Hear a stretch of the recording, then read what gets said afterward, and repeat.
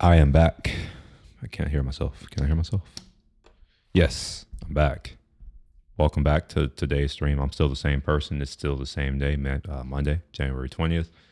My last stream got suspended temporarily, so I decided to unlist it before I get like a copyright, any kind of thing. I don't want to have to deal with that. So yeah, that's gone. I almost forgot that I said that I was going to come back. In the meantime, I've edited a video. So I was supposed to do this on stream, but yeah, that's whatever. I got my rough cut done. I've gotten it down to 16 and a half minutes from 2.5 hours. So I got to come through all of these cuts, tighten them up. I got to make sure that there are no clicks or pops. I might have to add some additional footage. There might be some voiceover that I may have to do. We'll see. So yeah, I don't know. I could do that, although I'm kind of tired of editing at this point. Even though I've only done it for a few minutes, like 30 to 40 minutes. Other things I could do is watch videos. Let me first delete some things off of here. Delete all of these.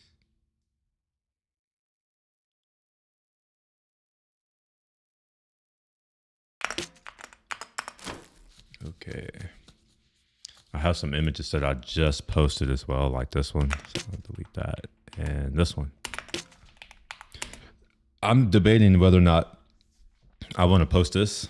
I don't know. I took this on my iPhone and I didn't do a great job of it.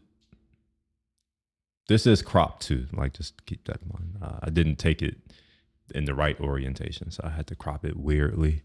So I think I'll just delete it. I don't like it. All right, we got test. What's this?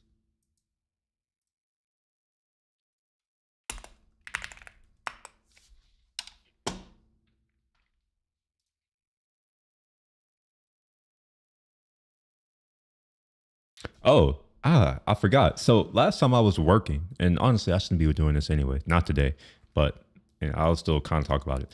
I was working on this example app that I was building for a getting started guide, and all of a sudden I started experiencing an issue when I tried to run it on my phone. It was failing. The bill was failing. I'm like, wait, this has been working this entire time. Nothing's changed. Well, something did change, but it wasn't in my code. It was on my phone.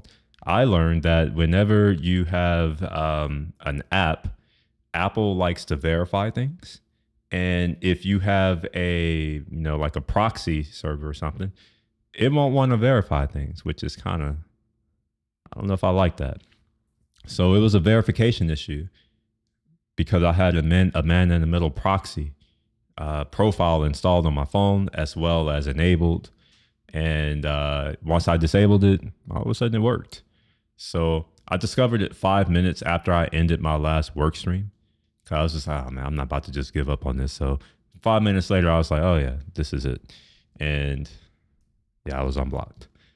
That being said, one thing that I'm now curious to try, because I have this proxy installed on this little test device, is I want to install the what is it, Xiaohongshu, the app that people were fleeing to. I want to see if or where it's sending requests to, like what type of information is it capturing and what is it sending off. So maybe I'll do that. Let's try that out. I'm not in the right one. God dang it. Shit. Okay. I can't share my phone in this one because I don't have that scene in my after hours stream. Which should make sense because I normally don't work in my, I'm not going to work. Never mind.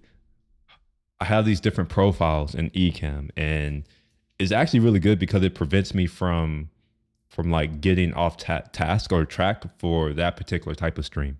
And I remember purposely removing my iPad view, my iPhone view, and some other views where I'm like sharing specific tools. I'm not about to end the stream though, so I'll have to figure out something else to do, which I guess is going to be watching videos. Why not? I'm happy to chill out for a little bit.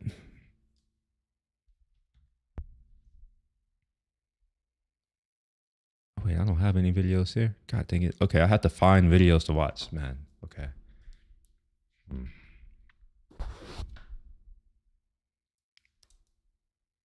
Just come here for now.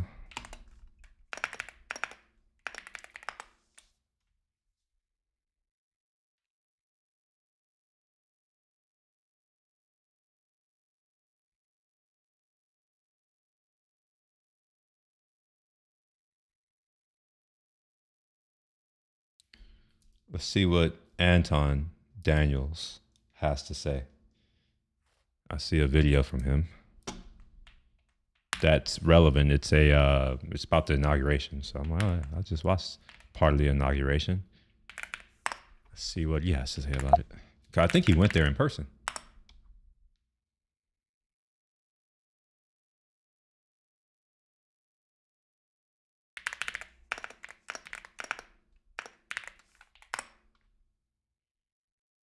What's going on? Oh, that's loud as hell. Let me turn that down. Oh my gosh. All right. Yeah, negative 15 dB should be good. And let me share my screen. Wait, what? Oh, I'm tripping. Okay. All right, I'm tripping. Let me move this to another screen, maybe here. I should probably move my chat off screen. And we'll do a little bit of this action, some reorganization.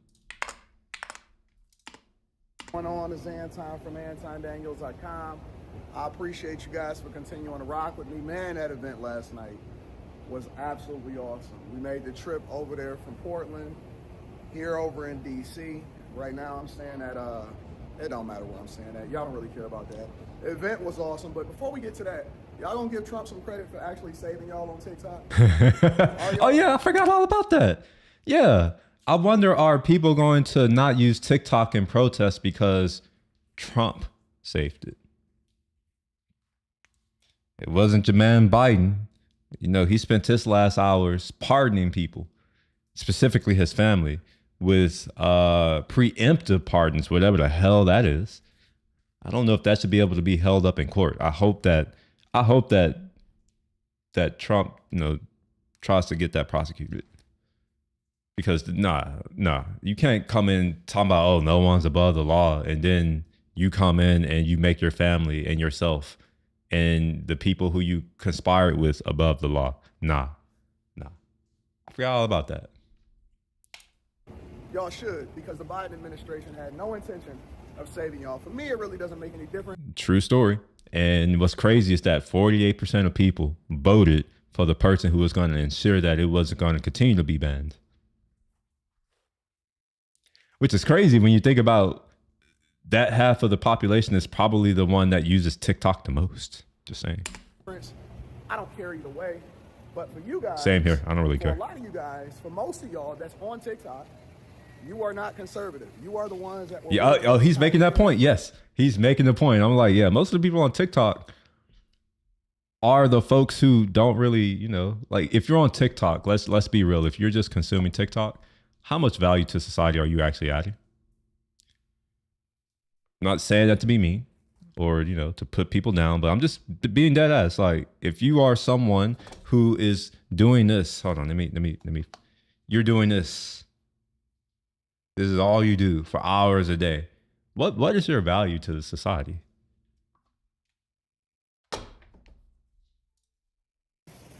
Y'all wanted Joe Biden back in office. Y'all was focused on that. By the way, it's the year of the snake.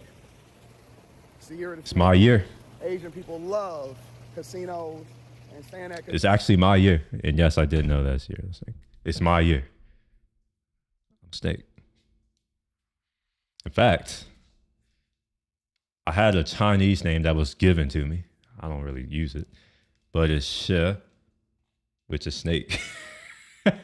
Because my last name is Shepherd, so it's like She. I think it's literally the snake. Here, let me see. Let me look it up because I actually don't know anymore what the character looks like. What is it? Wait, okay, I'm tripping. Okay, I'm over here forgetting words and stuff. All right, so it's sh. Is it sh like that? Sh? Nah. I actually don't remember what sh it is. Let's just put in snake. I think I can look it up this way. Yeah. Okay, yeah. Sh. So this was, well, last names go first. So even though my last name has an actual word in Chinese, they wanted to do like a more of a transliteration. And I think they wanted to do that when they found out that I'm the year of the snake. They're like, oh, yeah, you can be sure. I'm like, okay, sure. That's interesting. So I'm Snake Big Mouth. Dead ass. That was my assigned Chinese name. And I can even write it out for you. We'll do oh wait. Oh, it's not gonna do it here. Maybe I'll do this. Yeah. Okay, yeah. So it'll be and then .co. So there you go. This is my Chinese name. Snake Big Mouth. I guess they weren't that wrong. I mean, I've always been one to say what I feel. Always. Or what I think. Or what I know. I'm not afraid to speak to anyone. I'm not really afraid to say anything. And that should be the fact that I'm on this live stream talking all this shit to myself. That should tell you that I don't give a fuck. I'll say whatever to whoever, including no one. No one's safe. I like staying at MGM properties, and so that's where I am here over in DC. However, the majority of the people that vote, I only like to do this election are the ones. I only like to do Bonvoy properties. Well, it's now Bonvoy, but it used to be Starwood. I'm more of a Starwood guy. You know, and abroad, sometimes I'll say the Amon properties, but I'm more of a Starwood guy because their brands are, and you know what? Let's hear what he has to say, and then I'll go off topic later. About TikTok going away. You know where they are? They were liberals. They were. And yesterday, as I was getting on the plane to come over here over DC, I was hearing them complain that they was over there on Instagram, and oh my God, it's too rich over here on Instagram, and I need to get myself together on TikTok. I could just look like a piece of shit, and I could talk and all of this stuff, and oh, I miss my community. By the time that my plane landed, my daughter was texting me like, Dad, did you know that TikTok was back online? And I said, yeah. She was like, they better thank Trump. So as I started to deep dive a little bit more, and I got Trump's. Yeah, I do want to. I might have to start being a little more provocative on social, because it's just like these fools.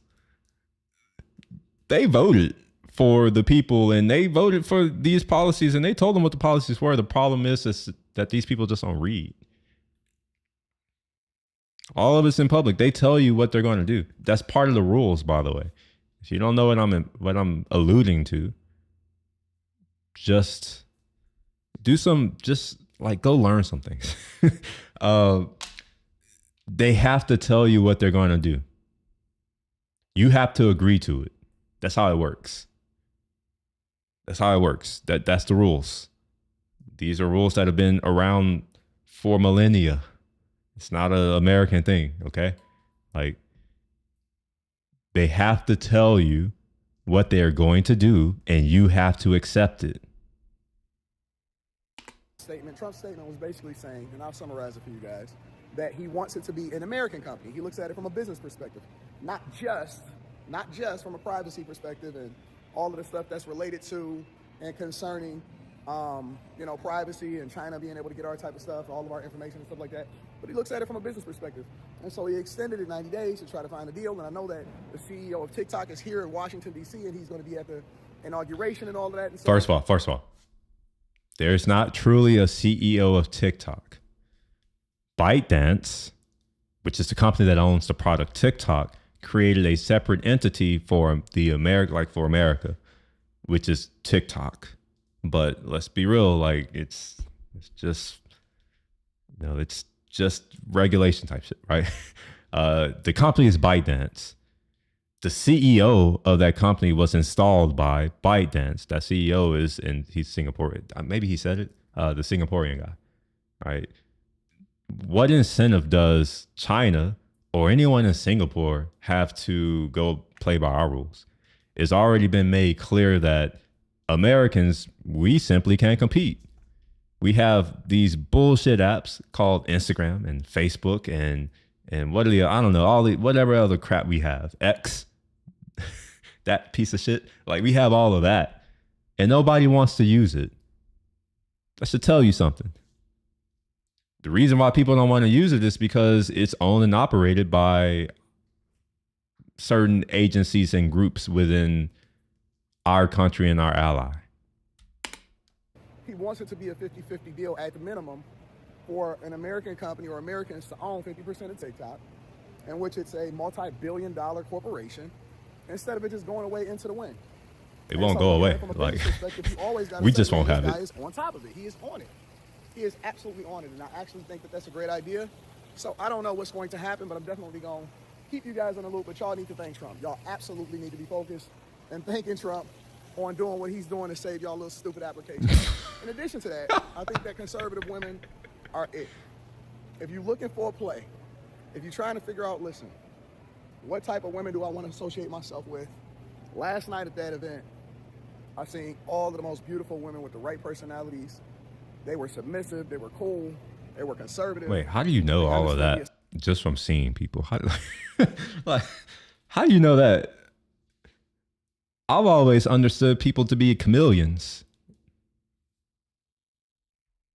Assignment of all of the events that I've been to in a long time, outside of a bag chaser event, and shout out to all of the bag chasers, because there was a lot of bag chasing women that was there, including Mika. Shout out to my dog Yakar, he was there. Jerry, shout out to Jerry. And there was a lot of beautiful, gorgeous women, and they would come up, oh my God, you know, and everything like that, and they were super cool. Shout out to Ava. Shout out to Ava and her husband. They were there.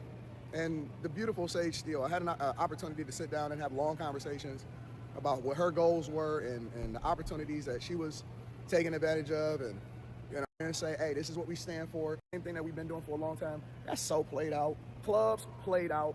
Running in the Victim Olympics played out. Having high credit card debt played out. You know what I'm saying? I met congresswomen. I met mayors. I met a lot of people that was really doing some great things, and they all was gorgeous. They spoke eloquently. They knew how. That's one thing that you will realize as you climb the social ladder.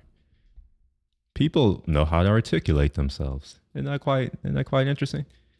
Turns out that is a rare skill for someone to simply take something in here. I guess you have to have things in here. You know, some people, they shake their heads and it's just rattling around. There's nothing in there.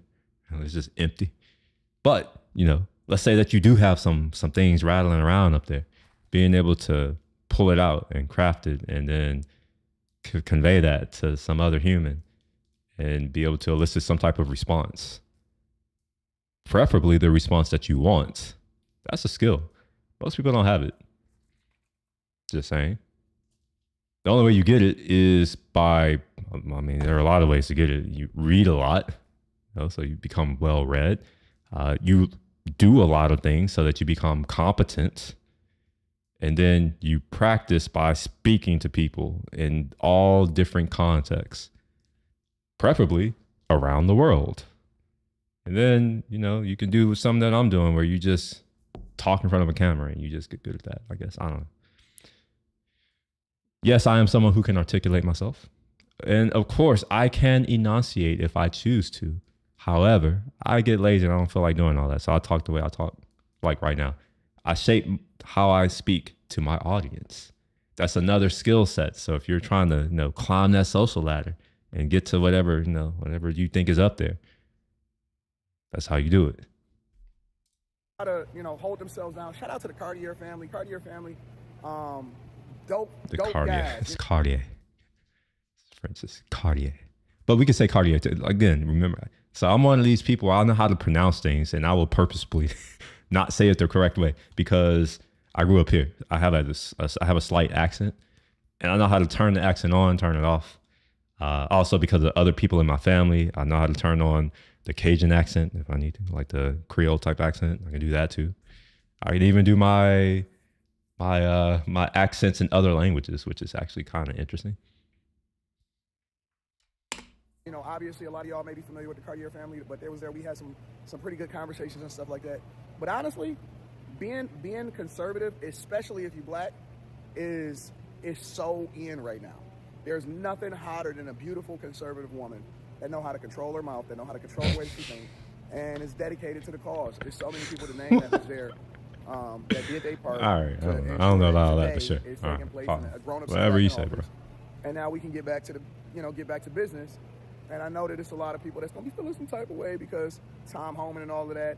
You know, lots of. You know what? I am feeling a certain type of way, but it's a good way. Nothing wrong with me feeling a certain kind of way about someone doing something, but I will say that this immigration issue and this migration, this illegal migration issue, it is a wedge. It's a distraction. Sometimes I have to, I have to accept that I'm not stupid, and I like to pretend to be dumb, and I'm not dumb. That's a wedge.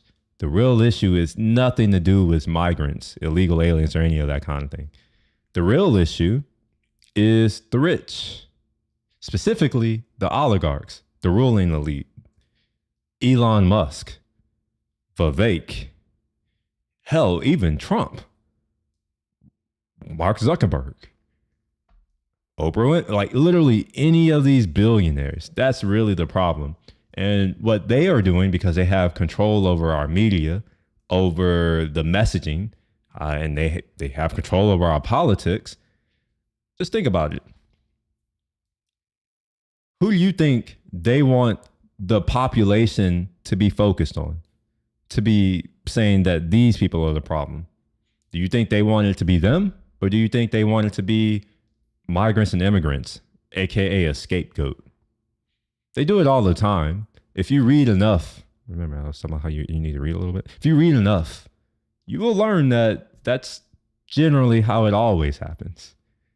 You have a group of people, and then you have another group of people.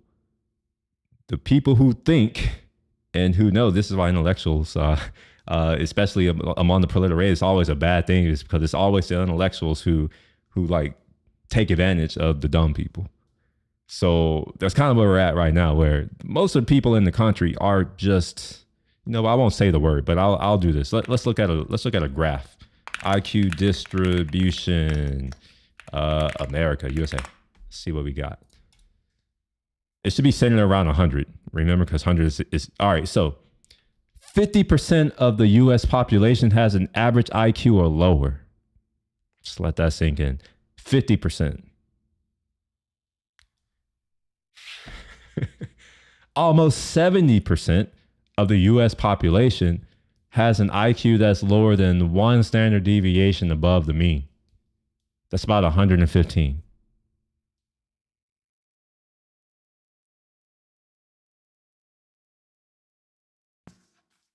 I don't think I really need to go any further than that. Conversations. Prior to this election, I was talking to one of my homegirls, right? One of my homegirls was on the fence, but I was able to convince her to switch over to being more conservative. And now she's incredibly happy. But she's how do you switch over to? I don't understand. Is this like a pair of shoes? Oh yeah, today I'm conservative. Today I'm liberal.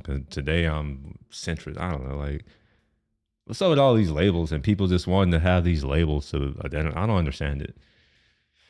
I really don't understand it. Especially when you consider that they're all American. Here's a little fact for you. There is no one in America who's truly conservative. America is a liberal democracy. Now, of course, you can always go even more liberal. You can keep going that direction, but no one in America is truly conservative.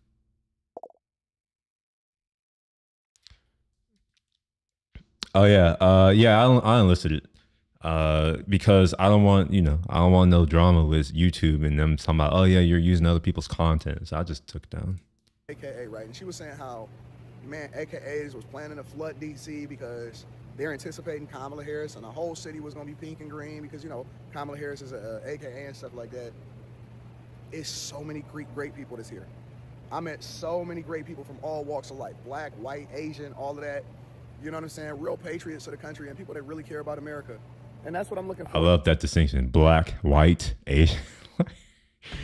One of those things are not like the other. One of those things is a fucking continent.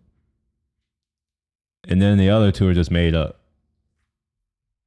to surround myself with. Good energy, people that believe in this country. Now that the grown-ups is back in office, Trump and J.D. Vance, I think J.D. Vance is up next. Byron Donalds, obviously, we know to be up next. Had a conversation with him yesterday.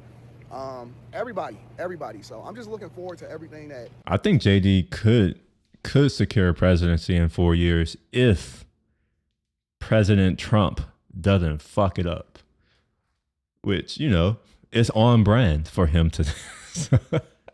So like, we'll see if he actually gets done. I would call his latest presidency a success if he gives us at least half. I'll be more generous.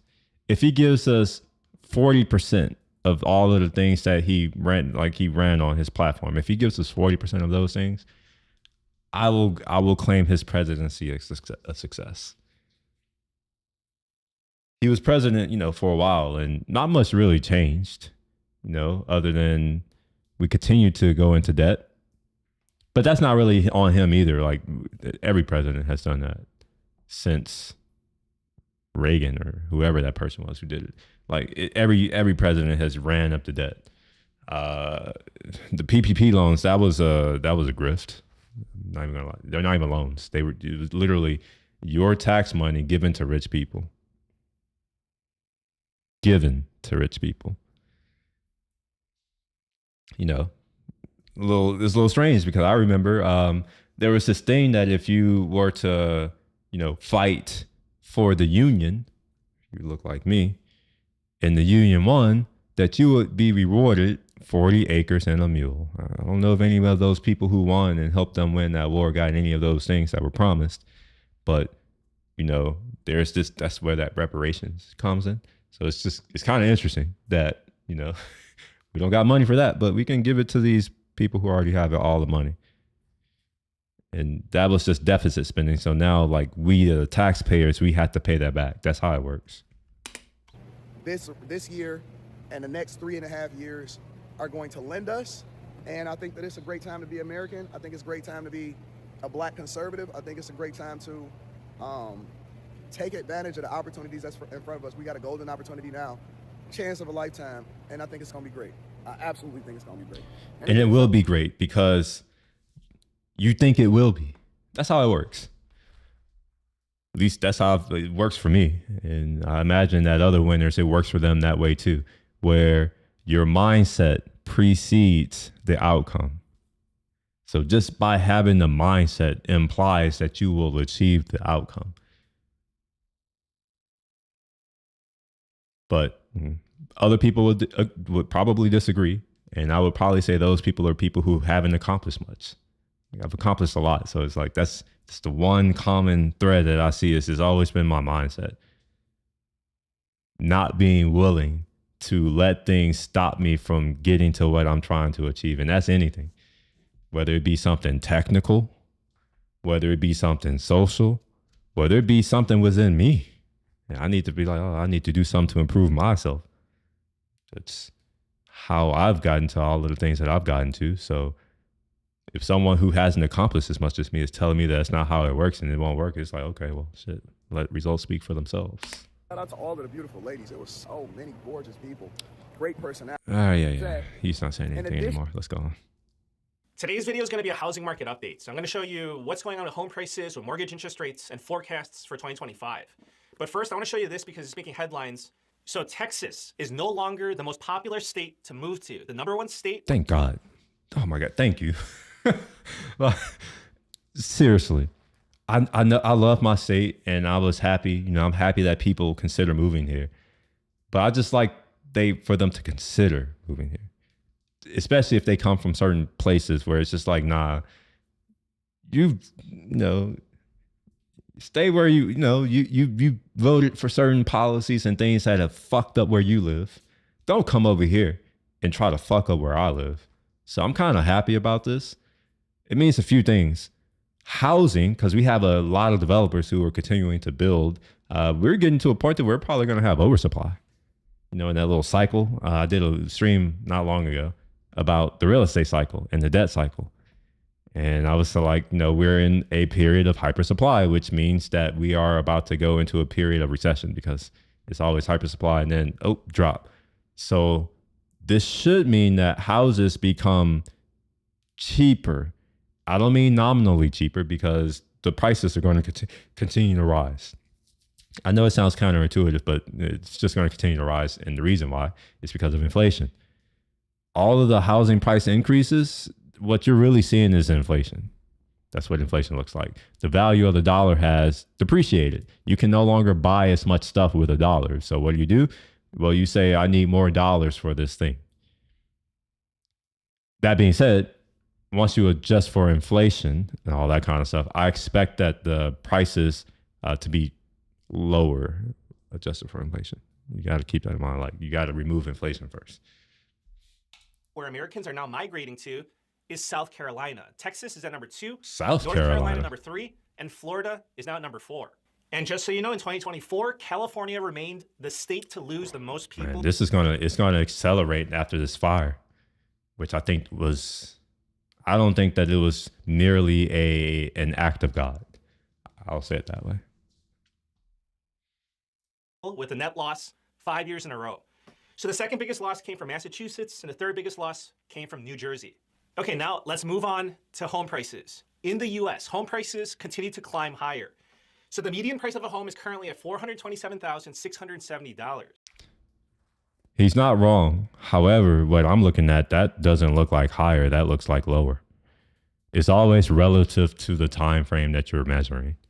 So yeah, if we're going 2020 to 2024, yeah, higher. But if we're just looking at 2024, yeah, it rose until maybe midway through the year, and then it started to fall. And then I wonder if this is adjusted for inflation, right? So maybe this $300,000, when you adjust it for inflation, or one of these, if you adjust for inflation, maybe it's not as large of an increase as we think. And I think that's the issue with, too many people, they just look at the price, but they don't understand what inflation is. So, and I'm not saying that's him. This dude knows what the hell he's talking about. Let's be real. He knows what he's talking about. But I imagine because this is a video and, you got to be quick. People have short attention spans. You probably can't go into great detail about the mechanics of all of these things and how they work. 12 months ago, it was here at 402,000 in just 1 year. Home prices have gone up by 6.3%. And you know what's really crazy? It's that 5 years ago, the median price of a home in the US was $296,000. In 5 years, home prices are up by 44%. And just keep in mind, that's just the median. That's inflation. That's what it is. Inflation. So I normally look at that as a real indicator of inflation. I don't really care about the prices of goods as much, because different things are going to rise at different things or different rates. But the most important thing that most or all humans need is shelter. So I focus on that. And when I see these price swings, I have to really ask the question, is the price higher because more value was created, aka wealth? Or was the price increase due to external factors like the value of the currency that we use going down? Out of those two, I always select the second. It's the value of our dollar going down, which results in the price of our, of the house going up. Certain types of homes, we're talking about entry-level homes, Dang, in certain 88%. areas are up by 80%, 90%, 100% in 5 double. years. That's just absolutely wild. So this is the reality of the situation. Have home prices crashed? The answer is no. Are home prices starting to crash? The answer is no. Home prices are up 6.3% year over year. So I want to show you this because a lot of people, they don't realize this simple truth. Here's the median price of a home in the US over the past 60 plus years. In the long run, home prices just go up.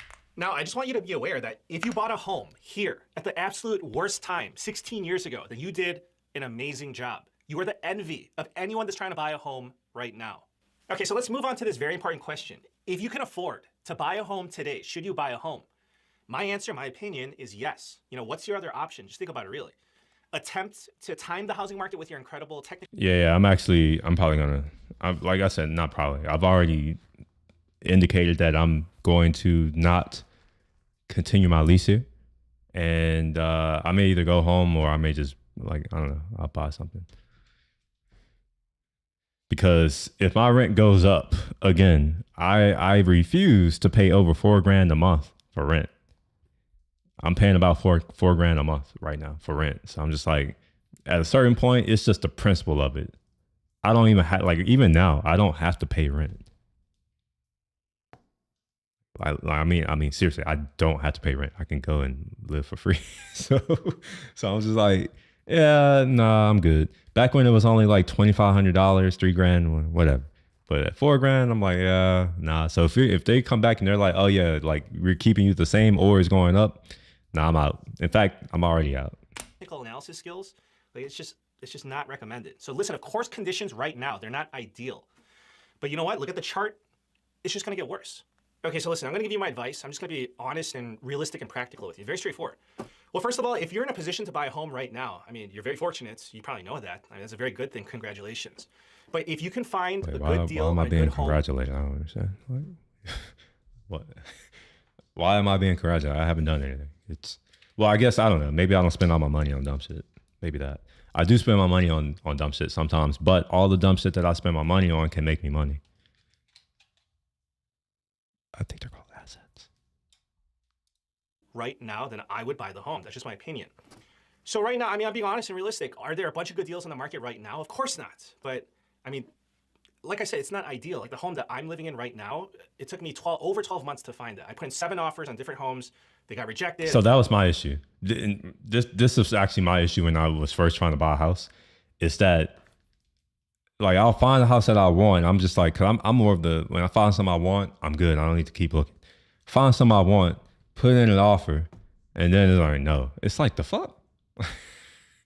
After about 2 of that, I'm like, man, fuck this. I'll just go rent an apartment. They got outbid. It's a process. Buying a home is, I mean, it was much easier years ago and years before that. It's terrible right now. It's not ideal, but it's just going to get worse. Now, in terms of the supply of homes on the market, let me show you this. There are 1.5 million homes listed for sale. So this is good because it's up by 9.1% compared to 12 months ago. However, if you compare today's 1.5 million homes for sale compared to pre-pandemic 5 years ago, when it was nearly 1.8 million, the inventory today is still much less. Okay, now listen, I have to explain this. I want to clarify this so you understand the situation. Inventory is expected to increase. It's expected to go up, okay? Does that mean that prices are going to come down? No, not necessarily. Oh, he's saying what I just said. Yeah. It's kind of a given. The inventory is going to rise, but the question is, will it rise high enough? Because there's all this pent-up demand, and most people, they're afraid. The biggest fear is that inventory will rise, but it's not going to be enough to cover the pent-up demand. Therefore, home prices will stay elevated or will actually continue going up. And I do want to say that mortgage interest rates, they're contributing to this problem. I mean, we covered this before. It's called the lock-in effect. So people that bought their homes 3 years ago, 4, 5, 6, 7, 8, 9, 10 years ago, they got a 3% mortgage interest rate, or they refinanced to get 3% or even lower. I mean, they don't want to sell their homes. They don't want to lose. I know somebody who got a 2.9%. In fact, this was during COVID, and I tried to convince my buddies I wanted to buy an apartment complex. I think it wasn't that expensive. It was like 3.8 million. I think, yeah, 3.8 million. It was 15 or 18. I have the analysis. I can go over it if I can find it. But it was like 15 or 18 units, and I was like, man, we should get this because we can secure an interest rate of under 3.5%. It was like 3.8 actually, for real. Those types of loans, the interest is always going to be higher. So we ended up not doing it because of fear, and man, I think that was a golden opportunity. That could have got me to my 8-figure goal, because I do have an 8-figure goal. You know, first it was 6, and then I got to that real quick. Then it was 7. I was like, oh, I've already got to that, and now it's 8. But if inflation continues, it might have to be a 9-figure goal. Lose that 3% interest rates, and then what, they're going to buy a new home, and they're going to pay more, and they're going to pay 6, 7%. It's just not appealing. So this is also contributing to the lower inventory. And it's really important that anybody looking to buy a home realize this information. So right now, 24.2% of homes are selling above list price. We are back in the normal range. So back in 2021 and 2022, it was in the 40 to 60% range. But you have to essentially realize what this means. This means that 1 out of every 4 homes are selling above list price. So if you find a really good home, if we remove investors, the asset managing firms, if we remove them from the market, prices will correct to reality. The reason why prices are so much is what I alluded to in the past a while ago, which is the problem isn't migrants or immigration. The problem is the super rich, the ruling elite, the oligarchy. They are competing for the same resources as we are. Even now, you have these asset management firms going in and doing cash offers to people in California to sell their properties. I don't think that it's fair that a private citizen is forced to compete with a public corporation. That's a problem. But instead of dealing with that problem, we have our rich oligarchy elites, including some who are foreign born, saying that no, like, oh, we need to fix immigration and illegal aliens. And yeah, those are true too. But for whatever reason, the American population, they're incapable of having more than one idea in their head at once. So it's like this is a yes and situation. But I guess these ruling people, they've realized that most Americans are just too stupid. So it's going to be a yes, but to them. So yes, but is, but erases the entire first clause of what you were talking about. And then it's the second clause. Whereas yes, and is like, okay, yeah, I see your point. Yes, this is true. Okay, we can move on. And this is true. And I notice it in a lot of dialogue with people here. It's just like, oh yeah, but this, but that. It's like, you don't go anywhere with that, because as soon as you say but, you throw out everything that was said before it. At least to someone who thinks a little more logically, like I can draw it out, not draw it out. You can, if you ever taken discrete logic or when I was in my philosophy classes, there was a course that I had to take called symbolic logic. Man, that was a difficult course because it forced me. Basically, it forced me to I don't know, to become a little more rigorous in my train of thought, more rigorous than I never even knew you can be. I'm over here writing freaking proofs for my argument. I'm like, the hell, like proofs. Like here, I can show some of the things. And initially I thought this was going to be easy because I was like, oh, this is the same stuff that I learned in set theory and all that kind of stuff. And then we started going further. I'm like, what the hell is this? So there is the backwards E for every. And then we'll do symbolic. Here we go. So yes, this is what I was doing. Oh man, talk about a very difficult course. So I did the first one, the intro, and then the advanced one because I had to. I went to a liberal arts school, so I had to take a bunch of different areas of things. So I took religion courses, philosophy, economics, business, math, music, language, like natural sciences, and then I have my major. These are all things I had to do in addition to my major. So I think with most universities, most of your credits are going to be, or actually, you know what? I would have to go and look. It's been so long. I would have to go and look to see like what's the spread of how much you do in your major. But at my school, relative to other schools, especially the public schools, I had more stuff on all the other things versus my major. And one of their arguments was that, sure, we can teach you all these other things, but it's like, that's not our goal. Our goal is to teach you how to think and for you to become a well-rounded individual to be able to contribute to the world in a multitude of ways. So they were very against having or producing graduates who can only do one thing. But yes, this is symbolic logic. So there's exactly if then. There should be a if and only if somewhere. Let me see, if only if. A tautology. Do y'all know what a tautology is? A tautological statement. Yeah, look at that. The saying of the same thing twice in different words generally considered to be fault of style, but that's not necessarily always true in this way.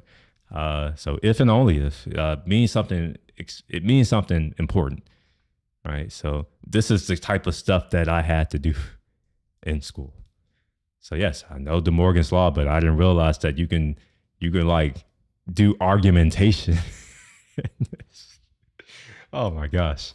This is bringing back haunting memories. I'm glad I did it though. I'm really glad I did it because I now think clearer. You know, I know how to identify where I might have a logical fallacy.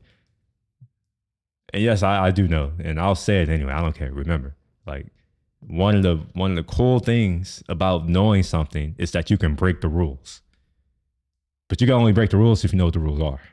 So yes, I will know something. I will say something stupid. I don't give a shit because I know most people aren't going to call me out on it. The people who do, then it's like, okay, I know I need to level up, you know, how I'm talking to them. And then we have that conversation on that level. But I've learned to not put as much effort into talking to most people because most people just aren't thinking on the same wavelength. So it's just like, why would I? You know, you tailor your speaking style and your argumentation depending on who you're speaking with. Yeah, let's go back to this video, which I don't know how the hell I got onto tautology, but hey, here we are. The reality is that if you risk trying to lowball your offer to negotiate or get that property at a steal, then there's a big risk that someone else is going to scoop up that property at list price or even higher. So listen, I mean, I say this all the time. I don't want you to overpay for a home. However, I don't want you to have bad information or just be unrealistic and just lose out on a very good deal, on a very good home. Because like I said, like, you know, there are not many out there. Now, in terms of expectations of what will happen with home prices in 2025, the predictions are wide. I mean, they're all over the place. The average estimate is that home prices will go up by 2.9% this year in 2025. Of course, some institutions, like you can see for yourself, Moody's Analytics, Morgan Stanley, they're forecasting that home prices will fall. But the majority are predicting that further home. All right, when I look at this, I'll always have to think of bias. I'm not saying any of these things are wrong or inaccurate, but what I am saying is certain organizations here that are listed have a vested interest in prices continuing to rise. And obviously the flip side must also be the case. So I would want to know, well, let's say Bank of America. What do they stand to gain if prices continue to rise? Because like I said, what we think precedes what happens. So if all of these people are agreeing that prices are going to rise, then the logic, well, it's not really logic, but I would intuit that it's probably going to rise because humans tend to manifest what they believe. That's not always the case though. Let's be real. Like, you know, it's not always the case, but this is what I'm thinking of right now. Like Realtor.com, Redfin, Zillow. Well, what do they stand to gain if prices continue to rise? Don't they get a cut?